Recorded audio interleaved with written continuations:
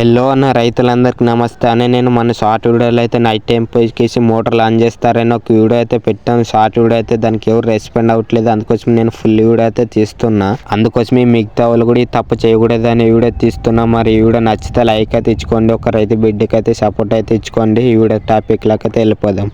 చాలా మంది అన్నలు అదే తప్పని తెలిసి కూడా అదే తప్పు చేస్తున్నారు. ఏంటంటే నైట్ టైం పోయి మోటార్లు ఆన్ చేయటము, లేకపోతే పొద్దున్న పోయి నీళ్ళు పెట్టుకోవచ్చు కదా, నైట్ టైం పోయి ఆన్ చేసుకోవచ్చు అనే ఆ ప్లాన్తో ఎల్లకేసి నైట్ టైం పోయి పెట్టొస్తారు. అదే చేయకుండా అలా ఎవరు చేయకుండా చాలా మిస్టేక్. అదే చాలా దానివల్ల చాలా ఇబ్బందులు ప్రాబ్లమ్స్ వస్తాయి. అది ఎందుకంటే మనము నైట్ టైం ఎల్లకేసి పోయి పెడతాము, కానీ అక్కడ పీసులు ఎగిరిపోతున్నావా, సరిగా నడుస్తున్నావు బోర్లు అని మనకు తెలియదు. అదే పొద్దున్న అయితే పొద్దున పెట్టుకుంటే మనం అక్కడ ఉంటాం కాబట్టి దాన్ని చూసుకుంటూ ఉంటాము. నైట్ టైం అయితే ఉండము కాబట్టి అది ఏమవుతుంది ఏం లేదు. ఒకవేళ అది పీసులు కాలిపోయినా మనకే ప్రాబ్లం, చాలా ఇబ్బందులు అయితే వస్తాయి.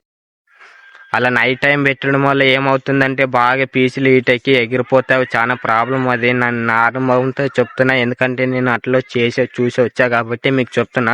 మీ అంత పెద్దోడిని కాదు, కానీ నాకు తెలిసిన అనుభవంతో చెప్తున్నా. మరి మీరు నా మాట వింటారో లేదా కామెంట్ చేయండి. చాలా మంది ఇలా లేకపోతే వర్షాకాలంలో కూడా బోర్ని ఇట్లా డైరెక్ట్ చేతితో ముట్టుకోవడం కానీ అలా చేస్తున్న మిస్టేక్ అయితే ఎవరు చేయకండి. దాంట్లో కరెంట్ ఉందో ఫస్ట్ మనము కట్టుపుల్లతో చెక్ చేసుకుని దాన్ని ఓపెన్ చేయండి ఏదైనా కూడా. మరి నన్ను లాస్ట్ ఫైనల్ రిక్వెస్ట్ ఏంటంటే అలా ఎవరు నైట్ టైం పెట్టుకోకుండా ఏదైనా ఉన్న పొద్దున పోయి ఎగ్జామ్ 4 పోయి అప్పుడు పెట్టుకుని నైట్ టైం అయితే అస్సలు పెట్టుకోకండి. నేనైతే చేనుకి అయితే వచ్చాను చూడండి, మా ఉల్లిగడ్డ చేను అయితే వేసాము. ఉల్లిగడ్డ ఎలా ఉంది కామెంట్ చేయండి. మరి మీది కూడా మీరు ఏం పంటలు వేసారో చెప్పండి.